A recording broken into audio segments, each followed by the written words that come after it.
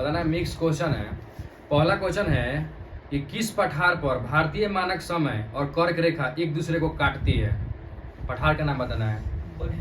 ठीक है, बघेल खंड हो जाएगा इसका आंसर। बताना है बघेल खंड किस राज्य में है। ठीक है, छत्तीसगढ़ में है। बताना है कि भारतीय मानक समय कितना डिग्री पूर्वी देशांतर से गुजरता है। 180 डिग्री पूर्वी देशांतर। 82.5 डिग्री पूर्वी देशांतर हो जाएगा। तो बताना है कि जो भारतीय मानक समय है ये कितने राज्यों से गुजरती है। 5 तो कौन कौन। उत्तर प्रदेश, मध्य प्रदेश, छत्तीसगढ़, उड़ीसा, आंध्र प्रदेश। ठीक है, उत्तर प्रदेश, मध्य प्रदेश, छत्तीसगढ़, उड़ीसा और उसके बाद आंध्र प्रदेश हो जाएगा। अगर बताना है कि शेरशाह सूरी ने किस क्षेत्र को जीतने के बाद बोला था कि मैंने मुट्ठी भर बाजरे के लिए हिंदुस्तान का एक राज्य गंवा दिया। ठीक है, मारवाड़ का अभियान किया था तो इसमें बोला था कि मैंने मुट्ठी भर राज्य के लिए हिंदुस्तान का एक राज्य गंवा दिया था। तो बताना है कि जो मारवाड़ का अभियान किया था शेरशाह सूरी कब किया था।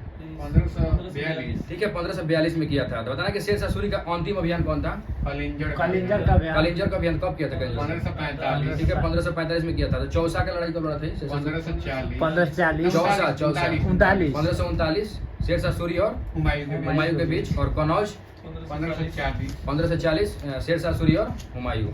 आगे बताना है कि शिवाजी सबसे ज्यादा किससे प्रभावित थे। अपने माता से। ठीक है, अपने माता जीजाबाई से प्रभावित थे। बनाए शिवाजी का जन्म कब हुआ था।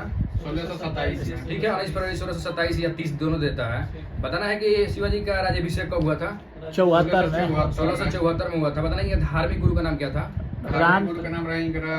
रामदास। सही है। बताना है कि इन्होंने सबसे पहले किस किला को जीता था। तोरण के किले को जीता था। ठीक है, सबसे पहले किस किले को जीता था। तोरण के किले जीता 1646 में।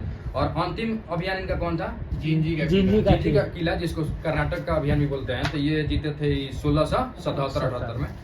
अगर बताना है कि भीमराव अंबेडकर की पढ़ाई लिखाई में कहाँ के शासक ने, कहाँ के महाराजा ने सबसे बड़ा सहयोग किया था। बड़ौदा के महाराजा थे जो कि इनके पढ़ाई लिखाई में सबसे ज्यादा हेल्प किए थे। बताना है कि भीमराव अंबेडकर ने all India schedule caste federation की स्थापना कब किए थे। ऑल इंडिया शेड्यूल कास्ट 42 में। All India schedule caste federation की स्थापना 1942 में। सही है। और इन्होंने बताना है कि भीमराव अंबेडकर ने इंडिपेंडेंस लेबर पार्टी की स्थापना कब किए थे। 1936 में किए थे। बताना है कि संविधान की प्रस्तावना न्यायालय में परिवर्तनीय है या नहीं है। नहीं है। ठीक है, नहीं है। तो बताना है कि ये प्रस्तावना है, इसको किसने और कब पेश किया था। जवाहरलाल नेहरू के द्वारा। ठीक है, जवाहरलाल नेहरू के द्वारा 13 दिसंबर 1946 में पेश किया गया था जवाहरलाल नेहरू के द्वारा प्रस्तावना को। इसको कब स्वीकृति मिल गया था। 22 जनवरी 1947 को इसको स्वीकृति मिल गया था। बताना है कि भारतीय संविधान में अल्पसंख्यकों को मान्यता किस किस आधार पर दिया जाता है। भाषाई और धार्मिक दोनों हो जाएगा। भाषा और धर्म के आधार पर भारतीय संविधान में अल्पसंख्यकों को मान्यता दिया जाता है। बताना है कि भारतीय अभी वर्तमान में भारत में कितने अल्पसंख्यक समुदाय हैं। 6 गो है।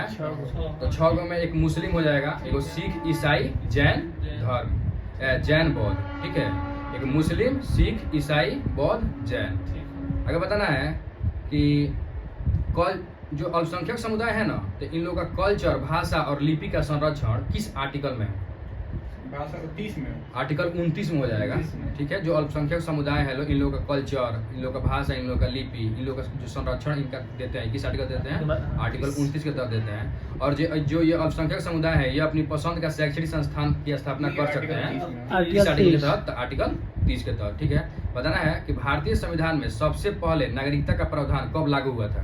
ठीक है, 26 नवंबर 1949 इसका सही आंसर हो जाएगा। क्वेश्चन पूछा जाएगा भारतीय संविधान में सबसे पहले नागरिकता का प्रावधान कब लागू हुआ था। तो 26 नवंबर 1949। बताना है कि नागरिकता अधिनियम कब आया था। 1955 सही है। बताना है कि पाकिस्तान से भारत आने वाले व्यक्तियों की नागरिकता किस आर्टिकल में है। आर्टिकल 6 में है। और क्वेश्चन पूछा जाएगा कि भारत से पाकिस्तान जाने वाले व्यक्ति की नागरिकता किस आर्टिकल में है। तो आर्टिकल 7 में हो जाएगा। अगर क्वेश्चन पूछेगा कि अगर कोई व्यक्ति दूसरे देश की नागरिकता ग्रहण कर लेता है तो उसकी नागरिकता भारत से ऑटोमेटिक समाप्त हो जाता है। किस आर्टिकल के तहत। आर्टिकल 9। इसका आर्टिकल आंसर 9 होगा। आगे बताना है कि संसद जो है ना भारत की नागरिकता में संशोधन कर सकती है किस आर्टिकल के तहत। आर्टिकल 11। ठीक है, आर्टिकल 11 के तहत कर सकती है। बताना है कि भारत में गहन कृषि की शुरुआत कब हुआ था। 60-61। ठीक है, 1960-61 इसका सही आंसर हो जाएगा। भारत में गहन कृषि की शुरुआत। बताना है कि योजना आयोग को किसने आर्थिक मंत्रिमंडल कहा था। अशोक चंद्रा कहे थे। योजना आयोग को किसने आर्थिक मंत्रिमंडल कहा था। तो अशोक चंद्रा। बताना है कि योजना आयोग के प्रथम उपाध्यक्ष कौन थे। गुलजारी लाल नंदा थे प्रथम उपाध्यक्ष। आगे बताना है कि झारखंड में एक मूसा बानी की खान है, तो ये किस खनिज के लिए फेमस है? लोहा। नहीं, मूसा बानी तांबा के तांबा। लिए। झारखंड का जो मूसा बानी की खान है वो किस लिए प्रसिद्ध है? तांबा। कॉपर के लिए है, तांबा के लिए है। बताना है कि उड़ीसा का काला हांडी किस लिए प्रसिद्ध है? बक्साइट के लिए सही आंसर हो जाएगा। बताना कि उड़ीसा का एक बादाम पहाड़ी है किस लिए प्रसिद्ध है? लॉयक्स।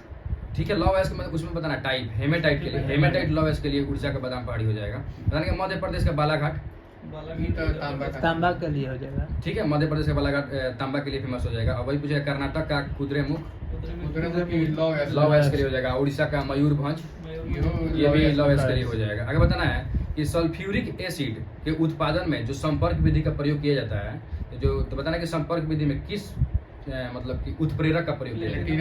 ठीक है, प्लेटिनम के चूर्ण का प्रयोग किया जाता है। सल्फ्यूरिक एसिड के उत्पादन में जो संपर्क विधि का यूज किया जाता है, तो इसमें उत्प्रेरक के रूप में प्लेटिनम का चूर्ण का प्रयोग किया जाता है। वही अमोनिया के निर्माण में जो हैबर विधि होता है, तो हैबर विधि में किसका उत्प्रेरक का प्रयोग करते हैं? हाँ, ठीक है, इसमें लोहा का प्रयोग करते हैं। अमोनिया के निर्माण में उत्प्रेरक के रूप में लोहा का उपयोग करते हैं। और वही वनस्पति तेलों के जो हाइड्रोजनीकरण का जो प्रक्रिया होता है, इसमें किसका प्रयोग करते हैं? इसमें निकेल का प्रयोग करते हैं।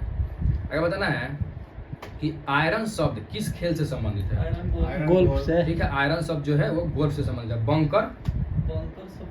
बंकर भी गोल्फ पे हो जाएगा। और बताना है कि ट्राई ब्रेकर शब्द है ना, ये दो खेल से संबंधित है, दोनों खेल के नाम है। ठीक है, हॉकी और फुटबॉल हो जाएगा। बताना कि गैम्बिट शब्द है, गैम्बिट किस खेल से संबंधित है? गैम्बिट शतरंज से हो जाएगा। बताना कि बुली और अंडर कटिंग, ये जो शब्द है बुली और अंडर कटिंग, नहीं, हॉकी से संबंधित हो जाएगा, बुली और अंडर कटिंग। अगर बताना है कि स्मैश, ये दो खेल से संबंधित है। स्मैश तो एगो तो बैडमिंटन, एगो टेनिस, दोनों से हो जाएगा स्मैश। आगे बताना है कि ग्रैमी अवार्ड पाने वाले पहले भारतीय कौन थे? पंडित रविशंकर। ठीक है, पंडित रविशंकर थे। तो बताना कि इनको कब मिला था? ठीक है, 1968 में इनको ग्रैमी अवार्ड मिला था।